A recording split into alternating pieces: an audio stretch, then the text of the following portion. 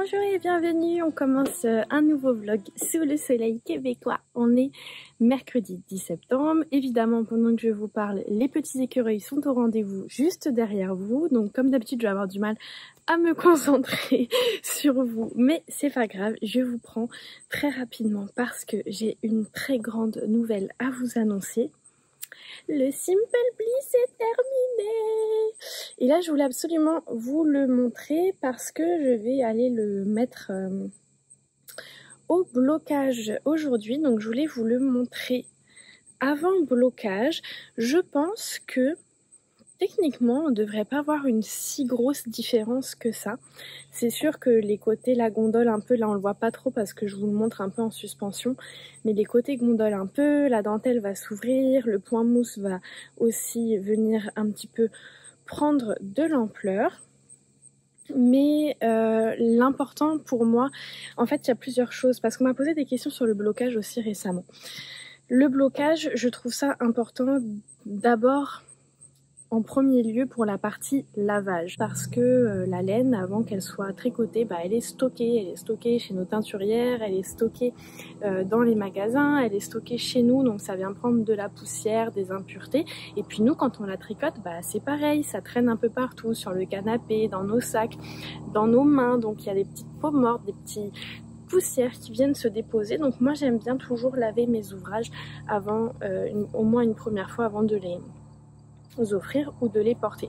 La deuxième chose, c'est que en fonction du type de projet qu'on a, on va pouvoir venir le bloquer. Donc ce qu'on veut dire par bloquer, en fait, c'est lui donner sa forme. C'est-à-dire qu'on fait un premier lavage et ensuite on vient vraiment déposer l'ouvrage dans la forme finale qu'on a envie qu'il ait. Donc on laisse tremper. Alors il y a des gens qui disent tremper dans l'eau froide. Moi je suis contre cette contre cette information. La laine n'aime pas les chocs thermiques.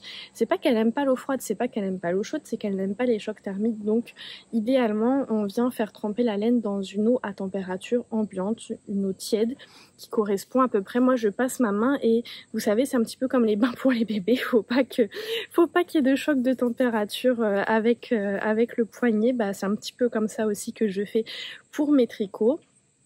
Je laisse tremper, on vient pas agiter parce que vous savez que c'est ça qui va venir feutrer, donc vraiment on laisse juste tremper calmement et ensuite à la fin on vient essorer et là c'est pareil, surtout on ne vient pas tordre, on vient éviter tous les types de frottements qui pourraient venir créer le feutrage, donc on vient essorer vraiment tranquillement. Ensuite idéalement on refait la même chose dans une serviette de bain propre, on vient enrouler notre ouvrage et on vient bien essorer et ensuite on étend à plat. Idéalement, on évite d'étendre sur une serviette ou ce genre de choses parce que ça retient l'humidité. Donc on va plutôt privilégier carrément, moi ce que je fais c'est que j'utilise une espèce de tapis de yoga ou des petits tapis en mousse là pour enfants. Et puis voilà pour le blocage. Donc c'était ce que je voulais vous dire aujourd'hui. Éventuellement si j'y pense, je viendrai vous le remontrer une fois bloqué. Je vous reparlerai rapidement de la construction et des laines puisque c'est la dernière fois que vous le verrez et encore plus puisqu'il est à offrir. Donc je ne pourrai même pas vous le montrer une fois de temps en temps quand je vais le porter et que je vais y penser. Aujourd'hui j'ai mis mon Gilliatt de NCL Knit qui est non pas vrai. Mince, j'ai un trou de mémoire, comment il s'appelle celui-là? Ouais, j'ai un trou de mémoire. Pourtant, je le sais, mais là, ça me revient pas. Bon, je vous mettrai le nom si j'y pense. Mais il est tricoté en Gilliatt de Derirum Natura. C'est un gilet que j'aime beaucoup. Mais alors là, en plein soleil, j'ai un petit peu chaud. Dans la maison, il fait pas chaud. Mais là, au soleil, on a chaud.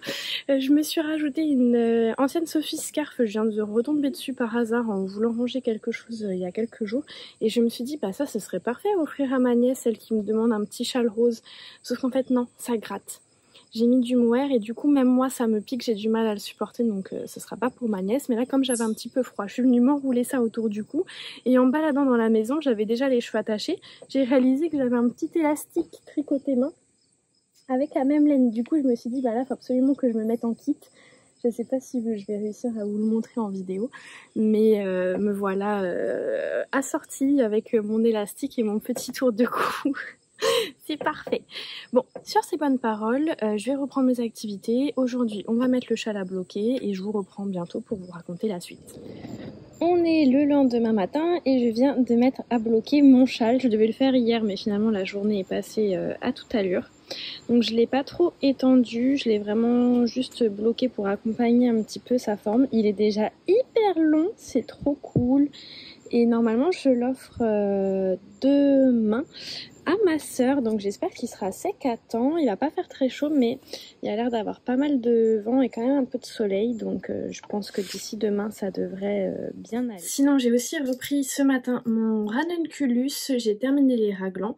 Là sur ma pause ce midi, je m'occuperai de mettre les manches en attente pour reprendre le corps. Donc c'est le ranunculus de Midori Heroes que je tricote avec les laines de chez Madolène. On a leur 100% mérino. Je suis plus sûre du nom de la base, donc je vous dirai pas de bêtises, que j'ai utilisé pour le col et que je vais utiliser aussi pour les côtes du bas du corps et pour les poignées de manches. Et le reste c'est leur base Chopin qui est du mohair que j'utilise pour le corps. Donc là, comme c'est noir et en mohair et en déjaugé, franchement, on voit rien. Mais comme je vous ai dit, il faut croire dans l'ouvrage et je pense que le résultat terminé sera en tout cas à la hauteur de mes attentes. Donc l'idée, ça va être, comme j'ai dit, de mettre les manches en attente. Ensuite, je vais terminer cette petite pelote de mohair sur le corps. Quand elle sera finie, je vais faire les manches et comme ça, je terminerai le corps avec ce qui me restera de mohair.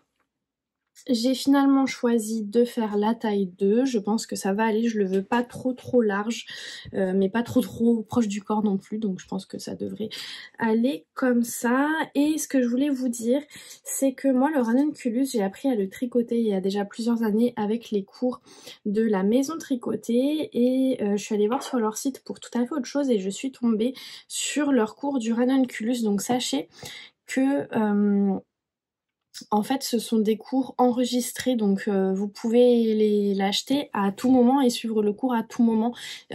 Souvent ils organisent des cours en ligne mais c'est de telle date à telle date. Là non, c'est un ancien cours qui a été enregistré, donc du coup le cours est vendu un peu moins cher que ce qu'ils font habituellement puisque c'est pas un cours en direct. Mais si vous avez peur de vous lancer, moi en tout cas je vous propose cette ressource. Moi ça m'a vraiment, quand j'ai débuté à tricoter, ça m'avait beaucoup aidé. Je pense pas que je me serais lancée sans ce cours là. Je crois qu'il se vend autour de 70 $ canadiens à peu près. Si vous êtes en France, vous pouvez tout à fait aussi les suivre. Et après ça, normalement c'est des vidéos YouTube que vous pouvez aller regarder autant de fois que vous voulez. Je sais pas s'il y a des dates d'expiration une fois que vous avez acheté le cours, mais en tout cas s'il y en a une, c'est probablement pas après moins d'un an quoi, si vous voulez, après l'achat du cours.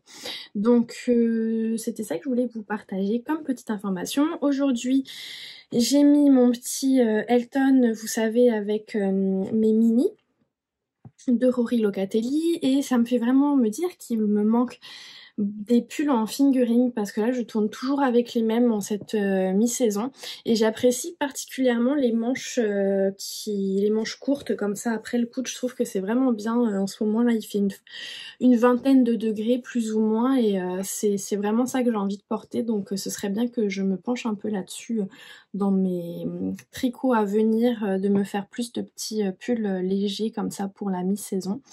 Hier j'ai eu mon premier cours de yoga de la session, ça s'est très bien passé. Par contre ça m'a un petit peu affolée parce que l'état de mes épaules est vraiment pire que ce que je pensais. J'y suis allée, donc vous savez, enfin peut-être pour une petite mise en contexte pour ceux qui suivent pas les vidéos assidûment ou depuis longtemps. Je fais depuis plusieurs années des tendinites aux épaules à répétition à cause du tricot et elles sont à répétition, c'est principalement de ma faute parce que je ne les soigne pas correctement, mais j'ai mes raisons là-dessus et je dis pas, enfin je sais très bien ce que j'ai à faire vis-à-vis de mes tendinites, donc je le dis pas pour avoir des conseils ou quoi, parce que j'en ai déjà eu beaucoup de toute façon dans le cadre de ces vidéos là, et puis moi j'ai déjà quand même consulté à plusieurs reprises aussi, donc je sais ce que j'ai à faire, sauf que je ne le fais pas, donc c'est ma responsabilité. Et le yoga, j'y vais pas pour ça, mais c'est un peu un bénéfice complémentaire parce que je sais que notamment j'ai besoin de me renforcer musculairement, notamment au niveau du dos, et pour moi c'est l'un des bénéfices aussi que peut m'apporter le yoga, de faire un peu de renforcement musculaire pour améliorer ma condition au niveau des tendinites. Et j'avais pas trop mal là dans les derniers jours, donc je me suis dit super, pour la reprise du yoga ça va bien aller, et en fait pas du tout. J'ai vraiment été confrontée très vite à mes douleurs, et mon manque de mobilité. Ça m'a vraiment fait presque peur en fait de réaliser toute la mobilité que j'avais perdue dans mes épaules. Il y a vraiment plein de postures que je ne peux plus faire alors que je les faisais avant. Je suis vraiment très limitée dans l'envergure, au niveau de l'ouverture des bras, etc. Il y a plein de choses que j'arrive pas à faire, surtout avec mon épaule gauche. Plein de postures que je peux pas faire parce que ça demande des petits... Comment je pourrais dire, enfin vous savez, dès qu'il faut un peu de mobilité dans l'épaule, en fait je suis complètement bloquée. Donc j'avoue que ça m'a un peu pas inquiétée, parce que je pense que si je fais mes exercices de physio, que je continue le yoga, que je m'écoute un peu plus au niveau du tricot, je pense que je devrais être capable de rectifier un peu le tir. Mais ça m'a quand même fait me dire que c'est important de s'écouter, et j'en parle ici. Je sais que le yoga c'est pas en lien avec le tricot directement, mais j'en parle parce que je sais que je suis pas la seule à avoir des douleurs qui soient déclenchées par le tricot, que ce soit des tendinites ou d'autres choses aux épaules ou ailleurs. Et le problème c'est que comme moi en tout cas, ce qui m'arrive c'est que je tricote beaucoup, donc je tricote beaucoup parce que j'ai tout le temps envie de tricoter en fait sur mon temps libre, donc c'est dur de se restreindre en fait, et c'est pas bien parce que là je vois vraiment le résultat sur mon corps en fait, et ça m'affole pas, mais ça me fait me dire que je ne m'écoute pas assez et que c'est pas bien. Il faut s'écouter, tant pis, le projet sera terminé plus tard, il y aura moins de contenu dans les vidéos, ça je sais que c'est un peu idiot, mais c'est vrai que mine de rien, inconsciemment ça joue aussi sur ma productivité des fois, de me dire que j'ai envie de vous montrer des avancées, que j'ai pas envie qu'une pièce traîne sur 1 million d'années sur les vidéos, parce que je sais que c'est pas forcément intéressant de suivre un projet sur 6 mois, même si c'est déjà un peu le cas sur ma chaîne parce que je suis pas hyper productive et il n'y a pas un projet terminé par vidéo. Mais c'est vrai que même si je sais que c'est de la pression que je me mets toute seule et que je devrais pas me mettre, il y a quand même ça un petit peu en arrière-plan aussi. Puis il y a aussi la pression juste vis-à-vis de moi, du fait que j'ai envie d'avancer, que j'ai envie de passer à autre chose, et du coup ça m'embête des fois, j'ai mal et je continue de tricoter parce que j'ai envie de tricoter, ça me fait du bien, et deux, j'ai envie que mes projets avancent. Donc là ouais, ça a été un peu... je me suis un peu... mis face aux conséquences de mes actes, on va dire. Donc je vais essayer de faire un peu plus attention. Comme là je vous en avais parlé avec le Ingrid Sweater, je m'étais pas écoutée, j'avais vraiment des grosses douleurs, j'ai continué à tricoter un peu tête baissée pendant plusieurs heures, et je pensais que ça allait, je me suis dit, à mon avis je vais le payer pendant un bon moment. Finalement j'ai eu de la chance, ça s'est réglé en 24 heures, parce que j'ai tout de suite, je l'avais pas repris en fait, et j'avais un peu diminué mon temps de tricot, donc ça s'était replacé assez rapidement. Mais des fois c'est ça aussi, je m'écoute pas, et du coup je le paye des fois pendant plusieurs semaines pour une soirée de tricot où je me suis pas écoutée. Des fois pendant 3-4 semaines je vais avoir des douleurs que je vais pas réussir à canaliser en fait. Donc c'est un peu idiot hein, de s'en rendre là pour un loisir créatif, mais en même temps je pense qu'il y a beaucoup de personnes dans cet auditoire qui me comprennent et qui vivent peut-être des enjeux un peu similaires. Donc je me dis aussi peut-être avoir plus facilement sous la main d'autres types d'art du fil, peut-être reprendre un peu plus mon filage. Pendant un moment j'avais acheté un rouet, j'ai pas tant que ça, j'ai 2-3 tresses de fibres à filer, mais comme je file jamais, ça n'avance pas. Je sais que j'ai le point de croix, je pourrais avoir l'option du crochet aussi, donc peut-être essayer d'intégrer un peu plus d'autres types de loisirs d'art du fil qui me plaisent aussi, même si ce n'est pas à la hauteur du tricot, pour avoir facilement sous la main d'autres options quand je vois que j'ai des douleurs. Puis je sais qu'il y a des choses aussi un petit peu basiques qui m'aident beaucoup. Bon, déjà prendre des pauses, parce que ça c'est un petit peu mon défaut quand j'ai Alors souvent la semaine non, parce que ma journée est plus rythmée par le travail, par les tâches, etc.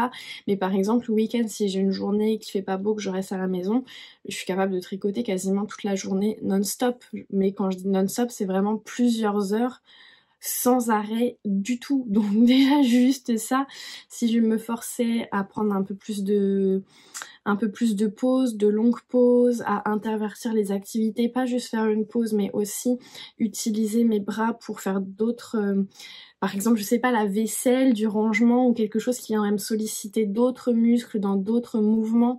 Le fait d'alterner aussi les projets, d'alterner les points, les tailles d'aiguilles, les circonférences de câbles, les matières, ça aide beaucoup. Je vous le dis parce qu'en même temps, j'essaie de vous donner des petits conseils aussi, des petites astuces si vous avez les mêmes problèmes que moi. Se masser, moi, c'est clairement ma thérapie numéro 1, c'est vraiment l'automassage. Je dis l'auto parce que des fois Loris me masse, mais le problème c'est que Loris, au bout d'1 minute, il en a marre. Donc c'est beaucoup l'automassage, le fait de faire des mouvements. Et puis de toute façon, après quand on a vraiment une condition comme moi des tendinites, il n'y a pas 36 questions à se poser. Après, il faut consulter un professionnel de la santé. Moi, je l'ai déjà fait à plusieurs reprises. Et comme j'ai tout le temps la même condition, je sais déjà les exercices que j'ai à faire. C'est juste que c'est ça, je prends pas le temps de le faire et c'est un peu idiot parce que c'est pas si long que ça, donc il y a des choses que je pourrais intégrer un peu dans mon quotidien. Donc je vais peut-être essayer de regarder un petit peu justement mes programmes d'exercices pour essayer d'en réintégrer un peu plus pour me soulager. Et puis voilà, c'était un petit peu ce que j'avais envie de vous partager aujourd'hui. Et je pense que c'est tout pour le moment, donc je vous reprendrai un petit peu plus tard pour la suite des aventures. Je viens d'aller voir où en est le séchage du châle et ça m'a fait penser que je crois que j'ai oublié de vous dire que je n'ai pas fait la bordure en picot parce que je vous ai dit, enfin, en fait je sais même plus si je vous ai dit le type de bordure que j'ai fait, mais en gros j'ai fait un rabat élastique et normalement dans le patron on est censé faire une bordure en picot, sauf que moi je n'aime pas les picots, donc j'ai fait une bordure classique. Voilà, cette fois vous savez tout. C'est le drame, le soleil est en train de s'enfuir avant que j'ai le temps de vous le montrer, mon beau châle terminé. J'ai des poteaux qui viennent faire des ombres un peu partout, je sais pas trop comment me mettre. Bon écoutez, tant pis. Donc le voilà. Quel dommage, j'avais un beau soleil et j'ai complètement oublié j'ai fait les photos en fait et j'ai complètement oublié de filmer pour la vidéo. Bon, on voit quand même bien, de toute façon, vous l'avez déjà beaucoup vu. Il est quand même grand, hein, parce qu'on a là une envergure totale, plus ça, plus un bras, on va dire. Donc, je sais pas combien ça fait en termes de centimètres, mais il est quand même assez grand, il est quand même assez profond aussi. J'ai utilisé, comme je pense que je l'ai dit, tous les choix en fait du coloris principal. Et le contrastant, il doit me rester 20 grammes. Mais je me demande, je suis plus sûre de si j'avais 100 grammes du contrastant. J'avais peut-être 80 grammes plutôt, je sais plus, je me rappelle pas. Je sais pas si Fred s'en souviendra, que c'est son cadeau. Merci Fred. Voilà, donc il n'y a plus qu'à l'offrir. Donc je confirme que je suis vraiment contente de mon choix d'avoir fait les petites rayures ici. Parce que comme vous le voyez, une fois porté, au final, le coloris principal, c'est pas forcément celui qu'on voit le plus. Moi, je l'ai mis un peu de manière un peu n'importe comment, mais en tout cas, j'ai hâte de lui offrir demain. J'espère que ça va plaire à ma sœur. Et voilà, c'est la dernière fois que vous le voyez avant longtemps, peut-être pour toujours.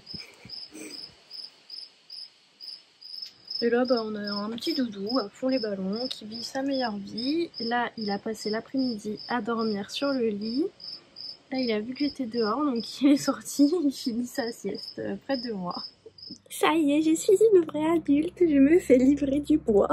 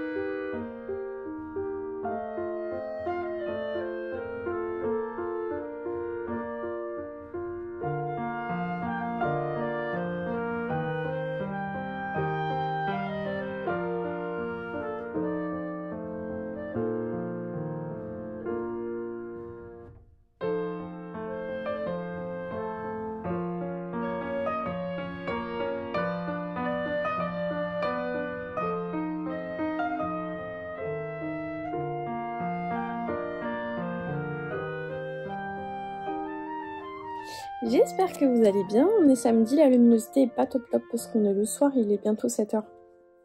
Mais je venais plus parler que vraiment vous montrer quelque chose.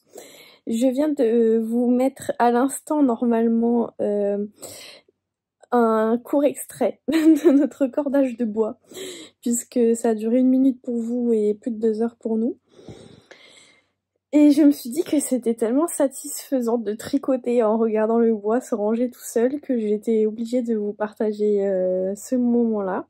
Nous, on est bien content de préparer l'hiver. Je me suis vraiment sentie adulte quand on a eu la livraison de bois parce que, en fait, il y a des choses, quand j'étais plus jeune ou quoi, que je pouvais m'imaginer ma vie d'adulte, etc. Mais m'imaginer que j'allais devoir rentrer du bois, genre ça m'a jamais traversé l'esprit. Même si pourtant, enfin j'ai déjà rentré du bois pour avec mes parents ou quoi, mais genre dans ma tête, c'était pas quelque chose qui allait m'arriver un jour de devoir acheter du bois pour me chauffer l'hiver. Donc là, je me suis vraiment sentie particulièrement adulte, un petit peu comme quand j'ai dû acheter mon premier râteau à feuilles quand on a emménagé, ou pire encore quand j'ai dû acheter la poubelle noire d'ordures ménagères qui m'a coûté une beurrée et que genre jamais j'aurais pu m'imaginer que j'allais mettre autant d'argent dans une poubelle. Pardon, je rigole toute seule, mais c'est nerveux. En tout cas, on n'est pas au bout de nos peines parce qu'on a encore pas mal de choses à gérer là avant l'arrivée de l'hiver, mais bon, ça au moins coché, il nous reste plus qu'à mettre la bâche pour protéger le bois. On s'était dit qu'on allait construire une installation et tout, finalement on n'a pas eu le temps ni les sous pour s'en occuper, donc pour cet hiver ce sera un peu un abri de fortune, mais ça fera l'affaire. Et voilà, sinon je voulais vous parler du châle. Donc je sais plus si je l'ai dit, mais on est samedi. Et j'étais techniquement censée offrir le châle à ma sœur hier. Sauf que, finalement non. En fait, pendant un moment avec ma sœur, on s'offrait pour nos anniversaires des soirées entre sœurs. Et on l'a plus fait pendant quelques temps, je sais pas trop pourquoi, mais bon bref. Et là, ça faisait un petit moment qu'elle me disait qu'elle voulait qu'on aille à une conférence et tout, et je lui dis bah écoute, pour ton anniversaire, je t'offre une soirée entre sœurs, on va aller manger au resto et aller à la conférence ensemble. Et donc ça c'était hier, mais l'anniversaire de ma sœur c'est mardi. Et d'habitude on fait toujours un petit repas pour son anniversaire, même un truc simple, on fait toujours un repas, sauf que là elle déménage en même temps, donc elle m'avait dit il y a de bonnes chances pour que on fasse même pas de repas et tout, donc je m'étais dit ok bah je vais t'offrir le châle vendredi, puisque ça va être le seul moment où on va un peu fêter entre guillemets ton anniversaire. Et entre temps, elle m'a appelé pour me dire, ou elle m'a envoyé un message, je sais plus, pour me dire bah finalement mardi, le jour de mon anniversaire, on va faire un petit truc. Donc du coup je lui dis bah va falloir que tu patientes, t'auras pas ton châle vendredi, tu l'auras mardi. Donc elle l'a vu sur Instagram parce que j'ai posté les photos sur Instagram en pensant qu'elle le verrait pas. Je sais pas pourquoi j'ai pensé ça, parce que je me suis dit que ma soeur, j'ai pas l'impression qu'elle traîne trop sur Instagram, donc je me suis dit avec un peu de chance ça va passer entre les gouttes. Finalement elle l'a vu, mais bon de toute façon elle l'a vu aussi pendant que je le tricotais, c'était pas du tout un cadeau mystère. Et je pense qu'elle a quand même hâte de la voir. Et dans la foulée, qu'est-ce qu'elle a fait? Elle m'a envoyé une photo d'un pull en fingering qui l'attend très bien. Donc là, je lui ai dit, ok, mais l'année prochaine. Donc on va peut-être ensemble au festival de la petite laine début octobre. Donc je lui ai dit, si tu viens, tu choisiras les laines que tu veux pour ton pull. Voilà, la conférence était bien sympa, on est allé voir, écouter Anne Tufigo, qui est une médium française qui faisait une tournée au Québec là pendant quelques jours. C'était une conférence sur les signes de l'au-delà. C'était bien intéressant, on s'est acheté son petit livre et tout, puis on a passé une bonne soirée. Et aujourd'hui, j'ai un peu avancé sur mon Ingrid Sweater. Et en fait, c'était vraiment drôle parce que je faisais le montage de la vidéo. Et pendant pendant la vidéo, enfin le moment que j'étais en train de monter, j'étais en train de dire oui, il faut que je m'écoute plus quand j'ai des douleurs, que j'arrête de tricoter, bla bla bla. Et j'écoutais d'une oreille parce que je filme, et après quand je fais le montage, je réécoute tout parce que je vérifie que qu'il n'y a pas besoin de faire des coupures si j'ai été interrompue pour une raison X ou Y, qu'il y a eu un bruit gênant, que j'ai trop cafouillé, et surtout pour être capable de vous faire les incrustations, si jamais je dois mettre un nom de patron, une photo ou quelque chose comme ça. Et tout d'un coup je me suis dit, ah ben, j'ai été en train de tricoter une grid sweater, en train de me dire, c'est vraiment en train de me donner mal aux épaules, et en train de me dire, c'est pas grave, je continue. Je me dis, mais c'est pas vrai, enfin, je suis pas capable de retenir une leçon aussi simple. Donc j'ai terminé mon rang. Et là, je vais faire un peu une petite pause. Je vais peut-être tricoter un petit peu sur le ranunculus. Et je reprendrai peut-être le grid sweater un peu plus tard parce que j'ai envie de le tricoter, mais c'est juste qu'il me fait mal. Donc c'est un petit peu désagréable, quoi. Je vous le montre pas maintenant parce que je suis pas installée vraiment pour filmer. Là, je vous tiens à bout de bras, il n'y a pas vraiment de lumière, donc de toute façon, comme je vais pas avancer de manière fulgurante, je reviendrai faire un petit morceau de vidéo demain ou mardi pour clôturer la vidéo et pour vous montrer l'avancée sur le ranunculus et le Ingrid Sweater. Et je pense que ça me surprendrait, enfin comme vous le savez déjà, parce que je vous dis tout le temps la même chose, j'ai des choses à castonner dans un avenir assez proche, mais je serais surprise que ça se passe dans cette vidéo. La seule chose que d'après moi je peux potentiellement monter assez vite, c'est les fameuses chaussettes chauves-souris de Stone Knits, mais en même temps j'ai envie en fait, mais je le fais pas parce que j'ai envie d'avancer sur le reste et que je sais que ça va me prendre du temps de tricot que je vais pas pouvoir consacrer à autre chose. Et il y a un autre truc que je voulais vous dire, franchement, vous pouvez pas savoir ce que vous me faites plaisir dans les commentaires. J'arrive pas à répondre, et en fait j'aimerais pouvoir répondre à tout le monde, mais j'arrive pas à prendre le temps parce que c'est très long, mais je lis, ça c'est sûr que je lis tous les messages.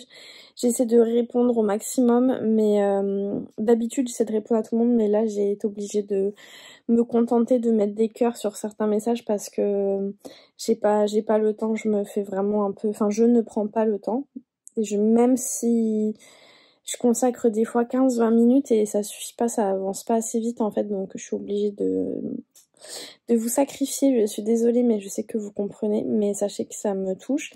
Et en fait, dans la dernière vidéo, je vous demandais de me dire d'où est-ce que vous écoutiez ma vidéo, dans quelle ville vous étiez, d'où vous veniez.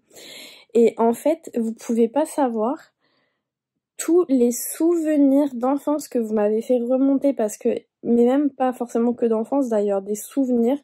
Déjà, il y a beaucoup de gens qui sont en France et il y a beaucoup de gens qui m'ont écrit d'endroits où j'ai vécu, où j'ai passé des vacances. Et du coup, à chaque fois que je lisais une ville, tout de suite, ça me faisait vraiment remonter des émotions, quoi, des souvenirs. Ça m'a fait penser à des choses auxquelles je pense pas forcément au quotidien, quoi, dans ma vie. Donc j'ai trouvé ça trop cool. Il y a pas mal de gens qui venaient du sud, Montpellier. Moi j'ai grandi à peu près 10 premières années de ma vie en région parisienne, en Seine-et-Marne, mais déjà pendant ce temps-là, je passais quasiment toutes mes vacances dans le sud de la France, proche de Montpellier, autour du bassin de Thau, parce que j'avais une partie de ma famille maternelle qui vivait à Metz quand mes grands-parents ont pris leur retraite, etc. Et donc moi, je passais mes vacances là-bas, et après ça, quand j'ai eu une dizaine d'années, je suis suis descendue avec ma mère vivre à Metz, puis après dans le coin de Pézenas, etc. Puis je suis partie faire mes études universitaires à Montpellier. Donc j'ai beaucoup de souvenirs dans cette zone-là, donc à chaque fois qu'on me parle de l'Hérault et de cette zone, bah forcément ça me parle. Après, bah j'ai vécu un peu des aventures plus du côté de Nîmes, du côté des Cévennes, là plus sur des vacances, des week-ends, etc. Mais enfin, tout ça, ça me parle beaucoup. On m'a parlé de Lyon, donc ma mère, elle a vécu quelques courtes années à Lyon pendant que moi je faisais mes études à Montpellier. Donc pareil, ça m'a rappelé beaucoup de souvenirs, notamment culinaires.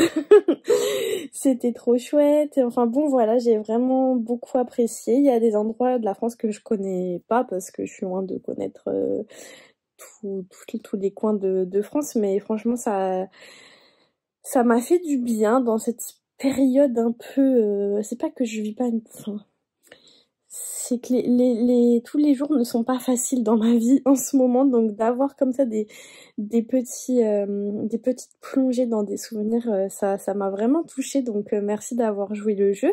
Et puis c'était super chouette aussi de voir bah un peu la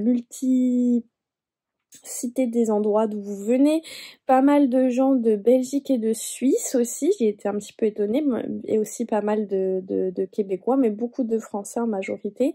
Et on a eu aussi des gens, je sais qu'il y a une personne notamment qui m'écrivait de Rome, enfin voilà, quelques autres petites destinations comme ça, plus ou moins attendues.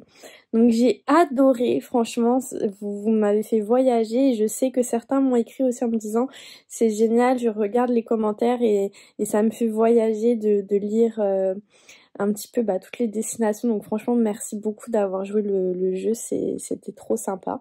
Sur ces bonnes paroles, on est samedi soir. Peut-être que je vais bouquiner, peut-être que je vais me mettre un petit film ou quelque chose à la télé, je sais pas encore, mais je vais probablement encore tricoter parce que j'ai envie. Voilà, tout simplement, pas besoin d'avoir d'autres excuses que ça. Donc je vous raconte la suite de mes aventures plus tard. J'ai une mauvaise nouvelle. Je pense que je suis presque sûre que je vais détricoter le Ingrid Sweater de nouveau. Donc ça c'est l'ancienne version, la première version que j'avais commencé et que je détricote, avec laquelle je tricote la deuxième version. Et en fait, je pense que je vais arrêter parce que c'est encore trop grand. Là, j'avais encore le doute. Du coup, j'ai mesuré la longueur en fait du pull et on est sur 80 cm. Sachant que normalement pour ma taille, je dois normalement être autour de 120 cm, quelque chose comme ça. Donc là, ça va être vraiment beaucoup trop grand. En fait, si j'essaye de poser un peu sur moi, on voit que les manches, elles vont m'arriver vraiment au coude, alors qu'elles sont censées arriver à peu près ici. J'avoue que je vais essayer de prendre l'échantillon. Le problème, c'est que comme c'est sur un point texturé, c'est un peu dur, je trouve, à compter. Mais mettons 1, 2, 3, 4, 5, 6. 1, 2, 3, 4, 5, 6. Je suis à 12 mailles au 10 cm. Et sur le premier, on était à... On était à 1, 2, 3, 4, 5, 6, 7, 8. On était à 16 mailles. Et normalement, je devrais être à 20 mailles. Donc ça va pas du tout. Donc bah, je vais refaire encore la même manipulation. Je vais tout simplement détricoter. Et là, je pense qu'il va falloir que je me rende à l'évidence qui est que ma laine n'est pas adéquate. Ce qui m'embête un peu, là je vais avoir deux choix. puisqu'il faut que je fasse la commande, c'était un signe, j'avais pas fait la commande de laine pour ma mère. Peut-être que je vais me commander de la DK pour aller avec le mohair et quand même me le faire. Sinon, j'abandonne, je ne me le fais pas. Mais là, du coup, j'ai acheté le mohair rouge pour rien dans ce cas-là. Faudrait que je vois comment le réutiliser. Et puis, ce qui m'embête aussi, c'est qu'est-ce que je vais faire de ma worsted. Parce qu'au final, vu qu'elle est hyper réussie... Ah, peut-être un gilet, ça pourrait être pas mal. Bon, là, je pense qu'il faut vraiment que je réfléchisse à qu'est-ce que je fais.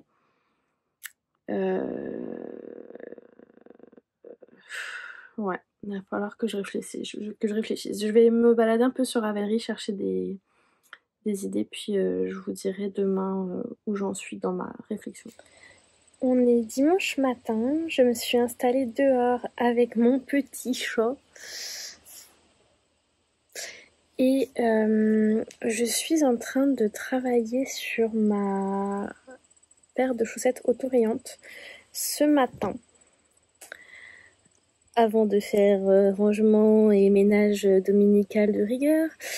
Et aîné dominical, ça faisait... Alors je suis plus sûre, mon dernier aîné date ou de septembre ou de décembre l'année dernière. Et du coup, je l'ai refait, mais j'avais presque plus de poudre et je l'ai laissé poser beaucoup moins longtemps que d'habitude. Donc, il se voit un peu moins. Puis là, en plus, comme on n'est pas dans les rayons du soleil, ça se voit encore moins. Mais je suis quand même bien contente. Ça faisait un moment que je voulais le faire et que je prenais jamais le temps. C'était un petit peu galère dans ma microscopique salle de bain. Franchement, j'ai cru que j'allais pas y arriver. Mais je m'en suis sortie. Mais heureusement qu'il faut pas le faire toutes les 2 semaines. Hein. Donc ce matin, j'ai fait la pointe de mon premier tube. Et j'ai commencé, et là je suis en train de terminer le talon du premier tube aussi. Donc je fais le talon après coup, je suis le tutoriel de Claude Tricot, parce que comme j'en ai pas fait beaucoup, je sais à peu près, mais par exemple j'étais plus trop sûre du nombre de rangs à faire avant de commencer les diminutions, etc. Donc j'ai regardé sa première, parce qu'elle en a plusieurs, des vidéos sur les talons après coup, mais là j'ai regardé sa première. Je suis en train de voir que avec le ménage, mon vernis est tout abîmé maintenant. Donc là je suis en train de terminer. Ce que je prévois, franchement je les aime trop ces chaussettes, je suis trop contente. La tige me paraissait super haute, mais finalement à mon pied ça va bien, je vous montrerai quand j'aurai fini. Et là ce que je pense faire après, c'est que je sais pas trop quelle heure il est, il doit être entre 12h30 et 1h. Laurie c'est pas là, il va rentrer vers 2h30, 3h. Donc je pense que ce que je vais faire, c'est là je termine le talon. Et après, je pense que je vais aller partir prendre une petite marche et emmener le deuxième tube. Le deuxième tube, il me reste vraiment genre 1 ou 2 rayures. Et comme ça, peut-être que si je travaille bien, j'aurai une paire de chaussettes terminée ce soir.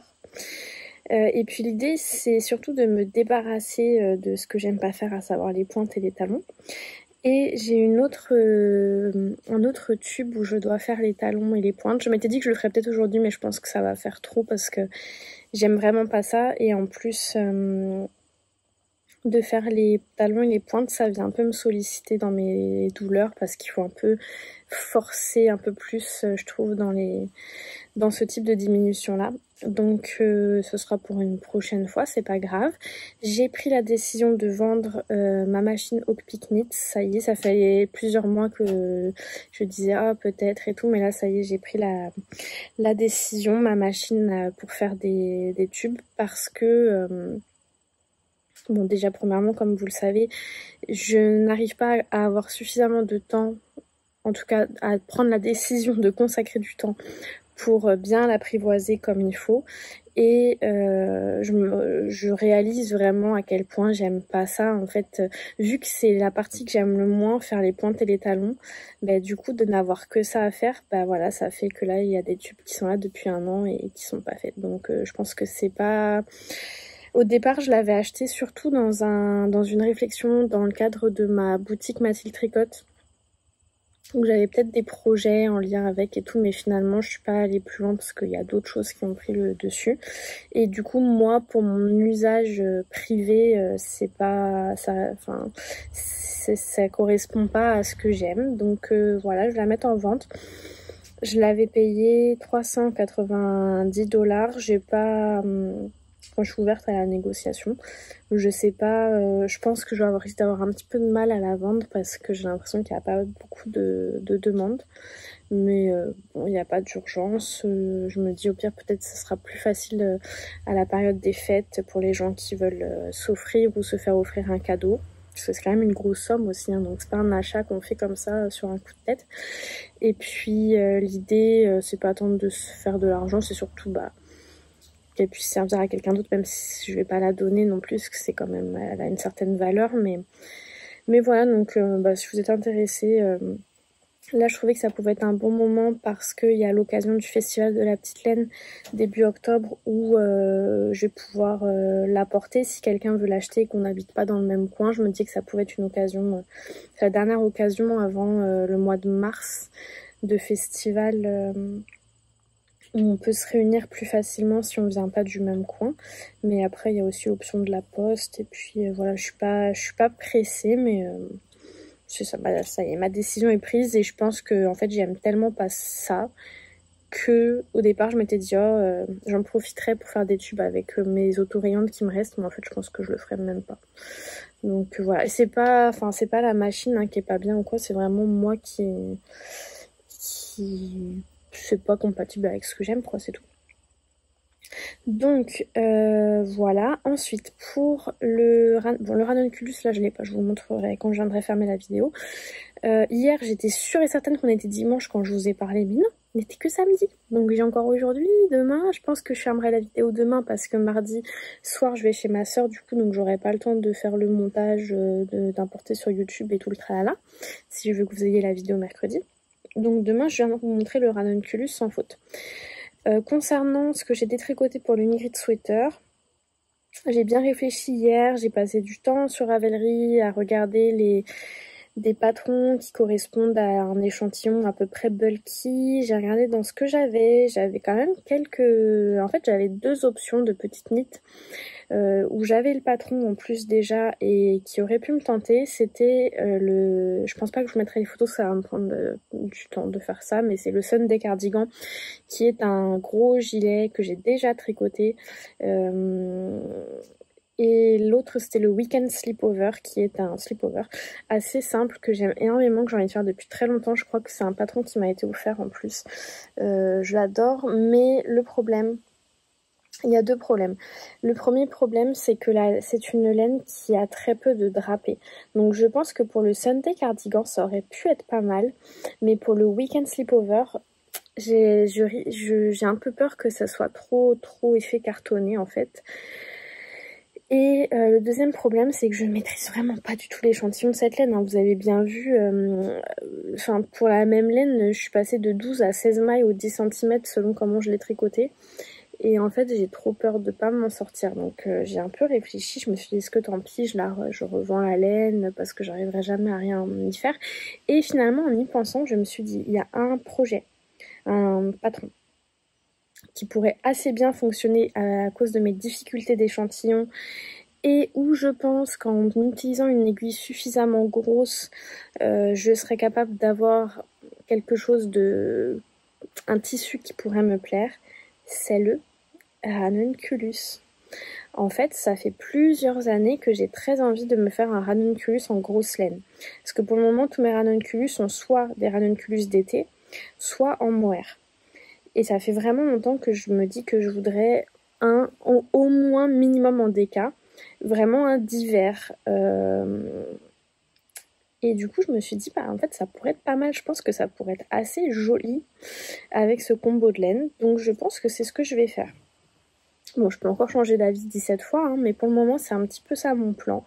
Donc, je me dis que c'est pas une mauvaise chose non plus que je ne fasse pas ce que j'avais en tête à la base, de faire mes 3 Ingrid Sweater en même temps, le mien, celui de ma mère et celui de ma nièce. Je pense que ce que je vais faire, c'est que je vais laisser tomber pour le moment mon Ingrid Sweater. Quand je vais avoir terminé mon ranunculus en mohair, je vais faire le ranunculus rouge avec ma laine qui était prévue. Je vais commander la laine pour ma mère pour faire son Ingrid Sweater sans manches parce que ma mère nous rend visite entre mi-novembre et mi-décembre. Donc j'aimerais bien, dans un monde idéal, qu'elle reparte avec. Et du coup, si je commence maintenant, ça me laisse 3 mois pour le faire. Donc je pense que c'est bien parce que je vais avoir d'autres choses à côté. Donc je pense que 3 mois, normalement, il ne devrait pas y avoir de problème. Il devrait être prêt quand elle va repartir mi-décembre. Et je pense que celui de ma nièce, je vais pas non plus le lancer tout de suite. Je pense que ma nièce, ce que je vais lancer, c'est plutôt la petite Sophie Scholl que j'ai envie de faire avec des restes de fil rose. Et le Ingrid Sweater, on verra plus tard. On verra plus tard. Voilà, c'est un peu vers là que je m'enligne à court terme. Ce que j'aimerais bien monter aussi, c'est le Festive Yoke Pullover. Bon, Marie-Élix, elle est partie, elle est super avancée, je pense que j'arriverai pas à la rattraper. Mais ça n'empêche que j'ai quand même envie de le monter.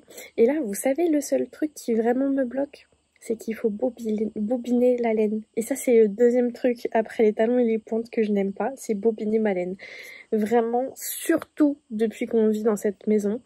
J'ai aucun meuble vraiment adéquat en fait pour installer mon business là et du coup c'est une tannée à chaque fois vraiment de faire ça.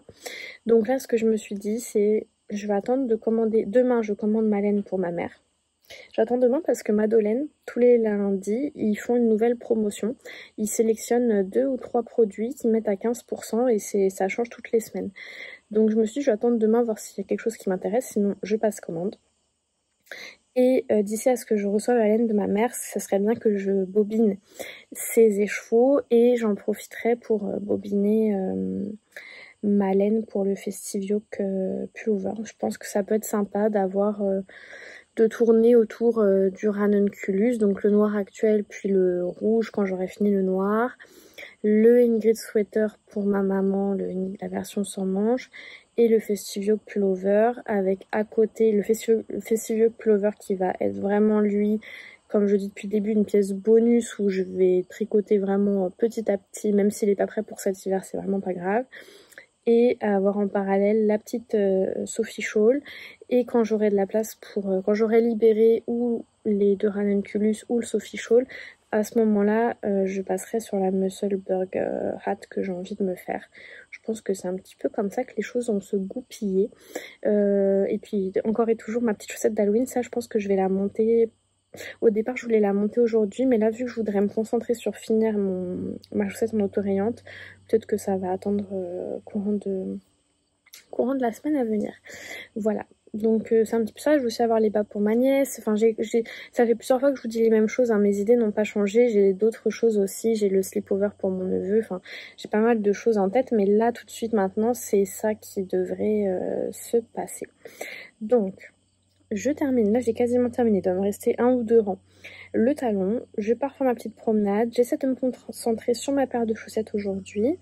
Et demain commencera une nouvelle semaine avec les aventures qui lui seront associées. Et voilà, elles sont terminées. Du coup là je trouve que c'est vraiment la bonne hauteur, je vous montre par rapport à mon genou. Et en fait moi ma plupart des chaussettes elles m'arrivent plutôt ici au maximum. Et je pense qu'il faudrait que je m'en fasse des plus de hautes comme ça, surtout pour l'hiver, c'est quand même parfait.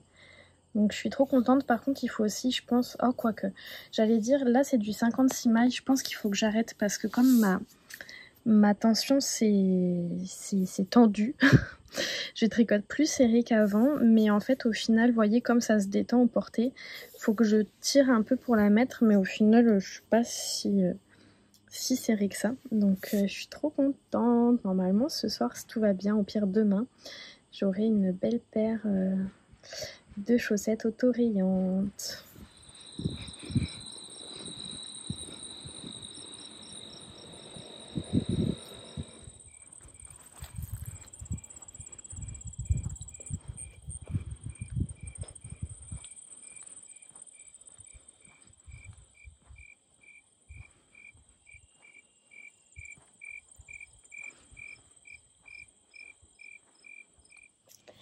Je reviens de ma balade Et sur le chemin du retour, en fait, pour vous expliquer la configuration, ma maison, elle est au bout d'un chemin. Et au bout de ce chemin, en perpendiculaire, il y a une route. Et moi, quand je vais marcher sur cette route. Et là, je revenais de ma marche et j'arrive au croisement entre la route et mon chemin. Et là, qu'est-ce que je vois au loin? Un renard. J'ai vu un petit, il paraissait tout petit de loin, mais je l'ai pas bien vu. En fait, au départ, je l'ai vu parce qu'il était en train de chasser, a priori, parce qu'il était en train de faire des petits bonds comme ça. Et en fait, en même temps, il y a une voiture qui est arrivée, du coup, il est parti. Et j'ai juste vu un peu le bout de sa queue, mais j'ai vu de manière très nette que c'était un renard.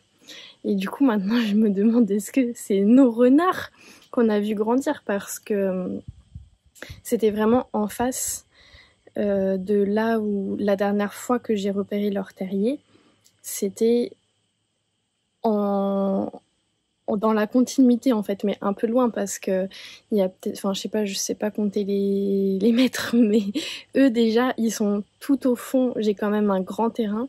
Leur terrier, la dernière fois que je l'avais repéré, il était tout en bas de mon terrain sur le côté, et là c'était tout en haut du chemin, donc il y a quand même un petit peu, je sais pas, peut-être 3, allez j'ai envie de dire peut-être 400 mètres.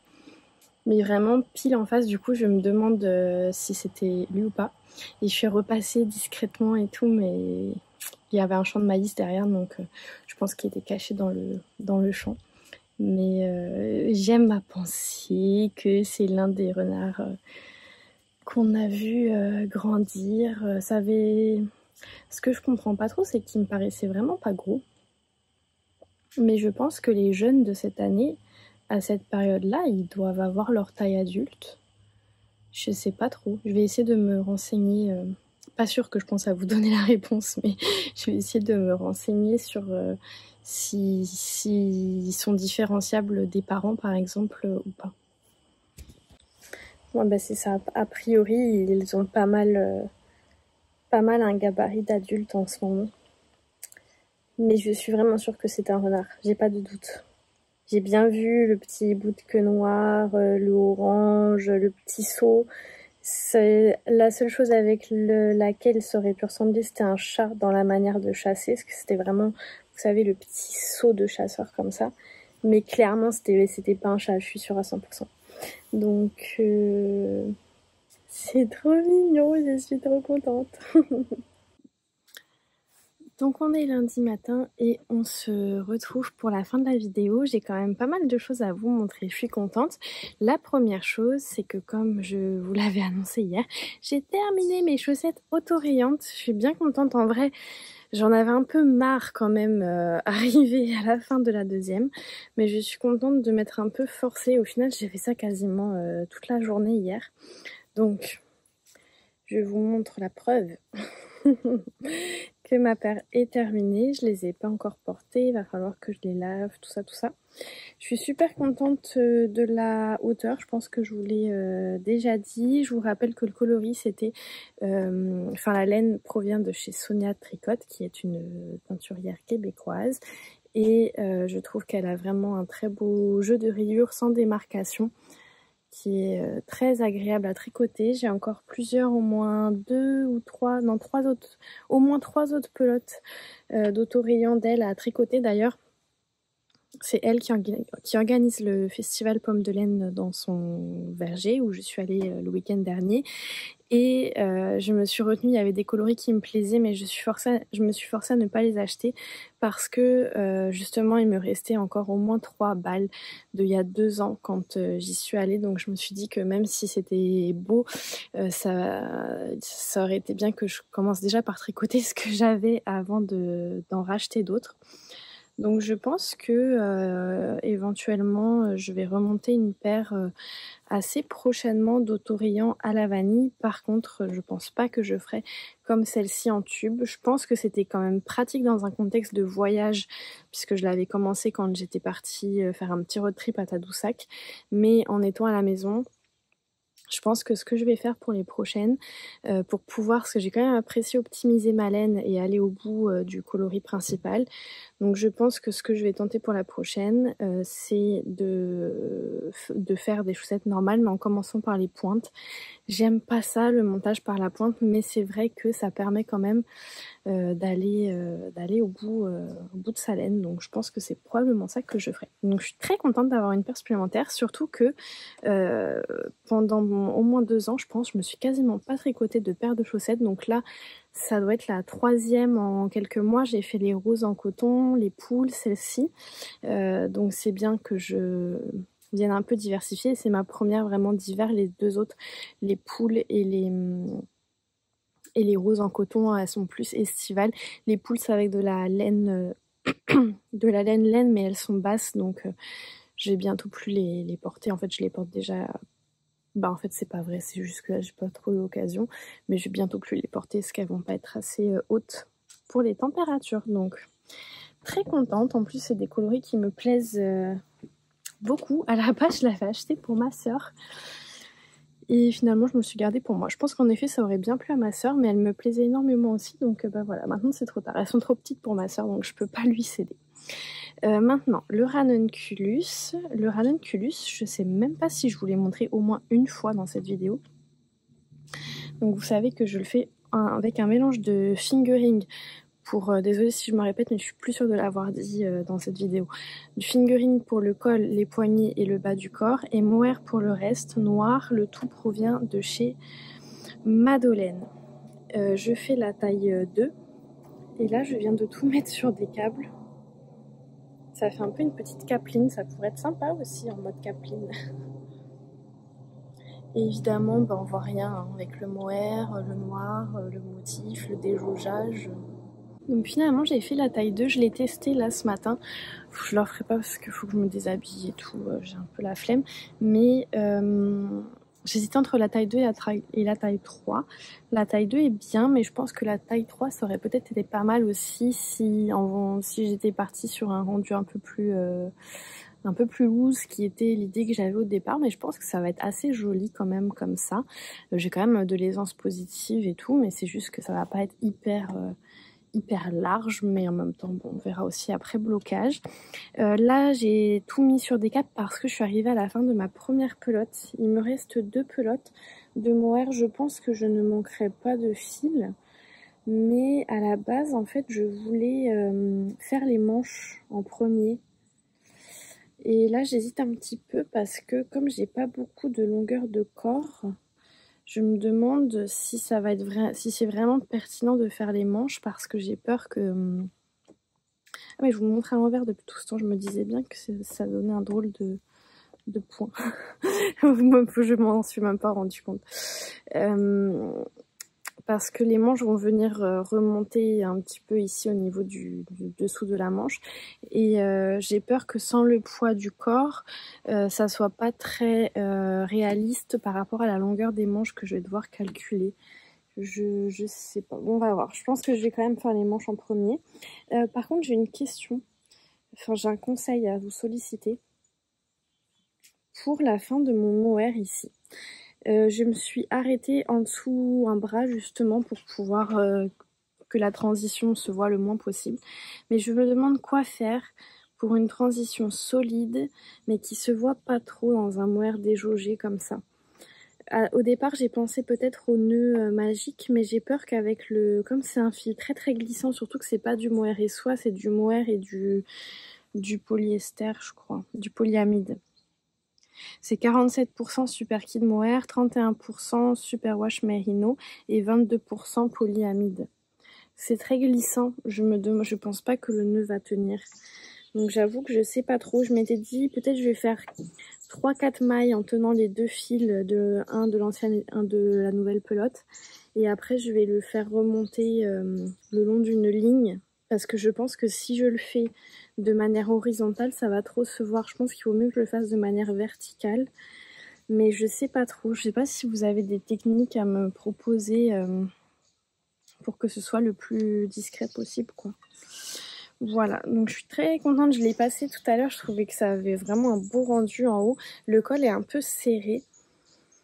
Mais je trouvais ça joli aussi. Il est quand même, vous voyez, il est pas non plus ras du cou, mais je trouvais ça joli. Je trouvais que ça faisait vraiment un beau tombé.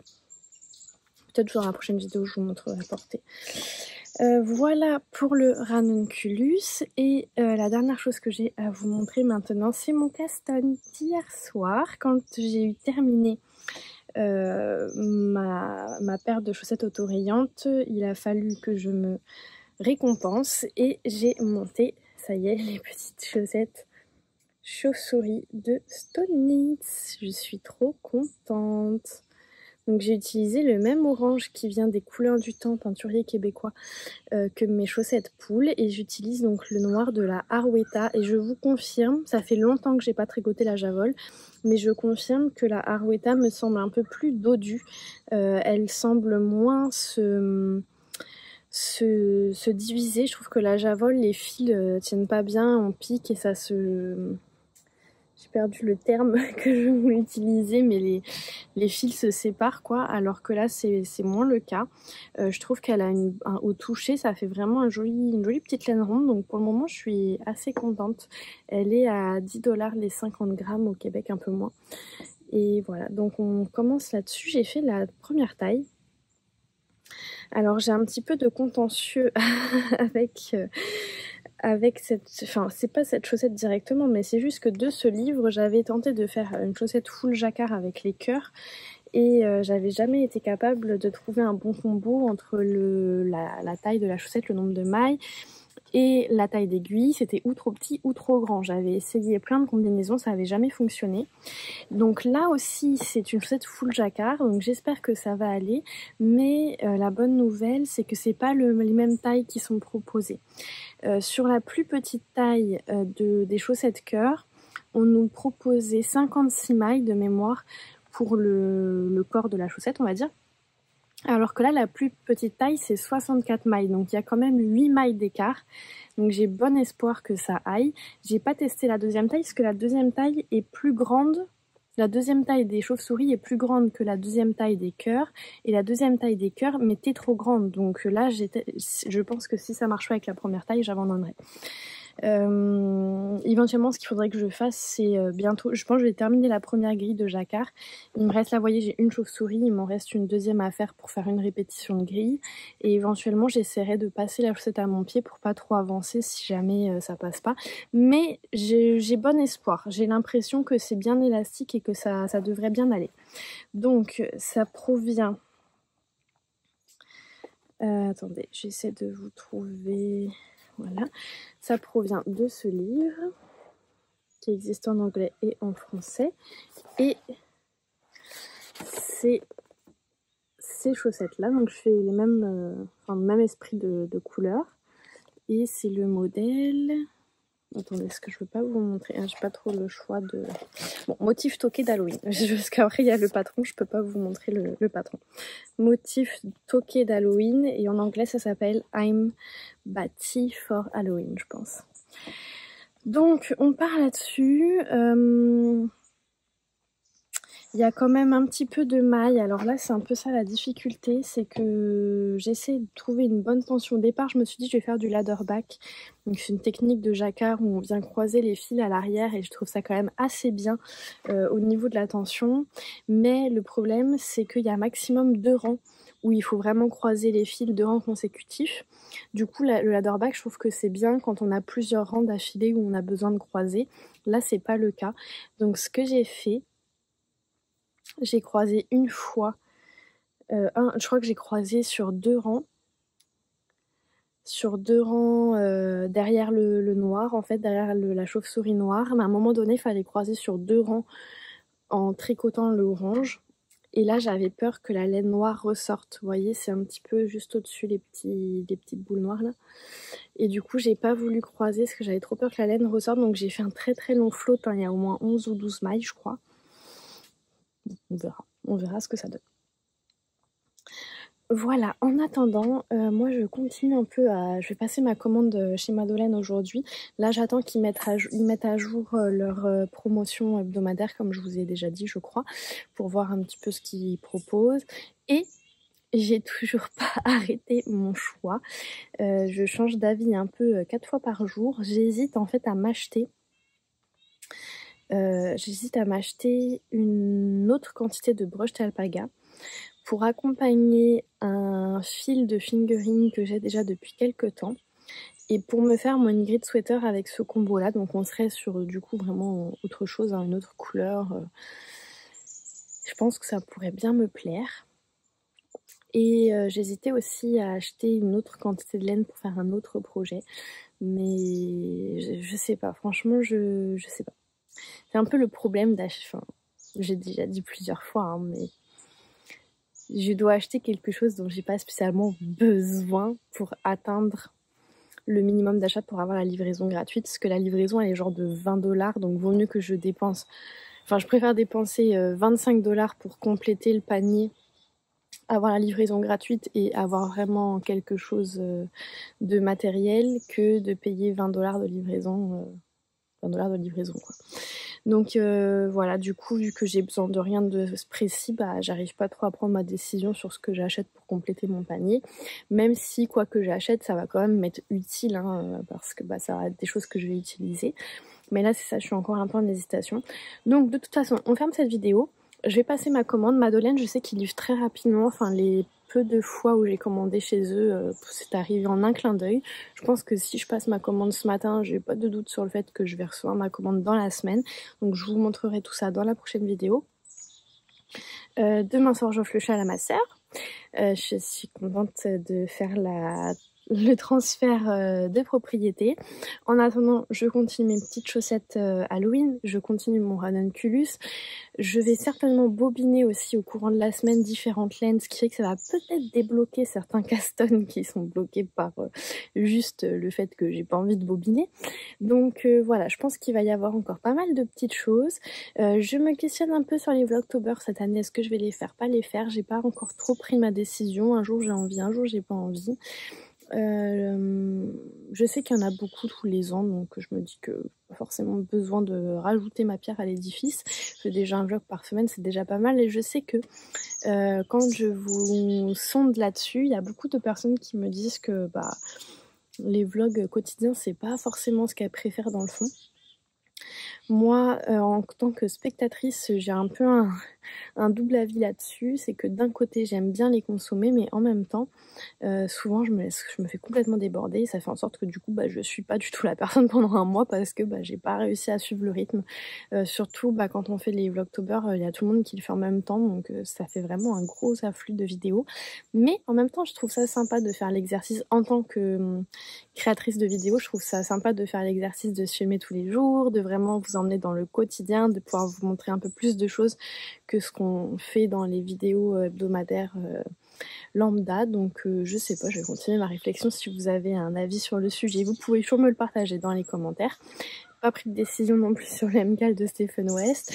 Bon, vous le savez, ça fait plusieurs fois que je le dis, hein, c'est une grande période de questionnement à tout niveau dans ma tête en ce moment, et le tricot en fait partie, donc mais c'est comme ça me fait plaisir de vous partager mes interrogations en tout cas, en espérant que ça puisse vous donner des pistes de réflexion pour les vôtres. Sur ces bonnes paroles, je vais vous laisser. Je vous avais dit que je vous poserai une question à la fin de cette vidéo pour continuer notre découverte de vous en fait, hein, apprendre à vous connaître.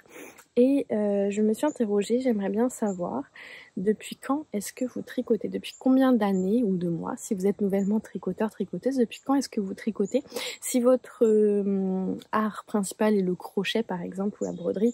Je sais qu'il y a certaines crocheteuses, brodeuses, crocheteurs, brodeurs qui nous regardent aussi, bah, vous pouvez nous dire depuis combien de temps vous crochetez, brodez ou autre. Et ouais, ça me plairait bien, donc de voir un petit peu, ouais, peut-être me préciser si vous êtes à l'aise votre âge ou votre tranche d'âge, hein, vous n'êtes pas obligé de rentrer précisément, mais pour que je puisse, enfin ça m'intéresserait de savoir, ouais, est-ce qu'il y a beaucoup de personnes qui tricotent depuis toujours, est-ce que c'est plutôt des personnes qui viennent de découvrir le tricot, pardon. Donc voilà, moi pour ma part, j'ai appris à tricoter enfant, je me souviens pas de quand j'ai appris parce que j'étais très jeune. J'ai appris avec ma mère et mes grands-mères. j'ai tricoté un peu toute ma vie, souvent l'hiver, on tricotait des écharpes, ce genre de choses. Mais pas de manière aussi intensive, hein. Comme je dis, c'était souvent quelques mois pendant l'hiver, mais vraiment, même ado, jeune adulte, je continuais à tricoter un peu. D'ailleurs, j'ai retrouvé une photo de moi d'il y a 10 ans, pile poil, où je tricotais, je me souviens, c'était un carré de couverture pour une naissance, je crois, qu'on avait fait avec la famille de mon tout premier amoureux à l'époque. Et après ça, je suis arrivée, j'ai déjà raconté l'histoire plusieurs fois, donc je suis court, mais je suis arrivée au Québec en 2018. J'étais en train de tricoter une écharpe pour ma sœur, qu'elle a toujours d'ailleurs, et j'ai intégré dans mon travail un club tricot, puisqu'il y avait des tricoteuses, des collègues tricoteuses qui se réunissaient les midis une fois par semaine pour tricoter ensemble, et c'était un bon moyen d'apprendre à connaître les gens, donc j'avais intégré le club tricot, et c'est là que j'ai vraiment eu l'envie en fait de développer, parce que je voyais mes collègues qui tricotaient des bas, des tuques, des choses comme ça, et j'ai commencé à vouloir un petit peu apprendre.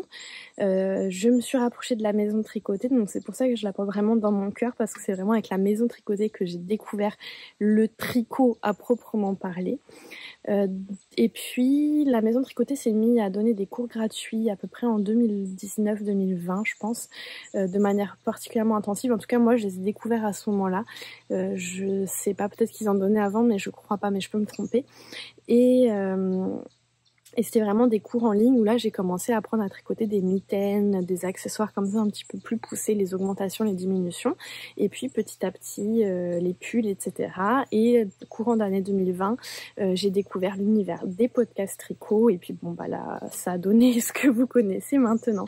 Donc si vous voulez me raconter votre histoire avec le tricot, depuis combien de temps vous tricotez, comment est-ce que c'est arrivé dans votre vie, peut-être repartir, revenu, ça va me faire grand plaisir de lire vos histoires, et je suis sûre qu'il y a plusieurs d'entre vous qui vont apprécier aussi lire les commentaires des autres, donc partagez-nous tout ça.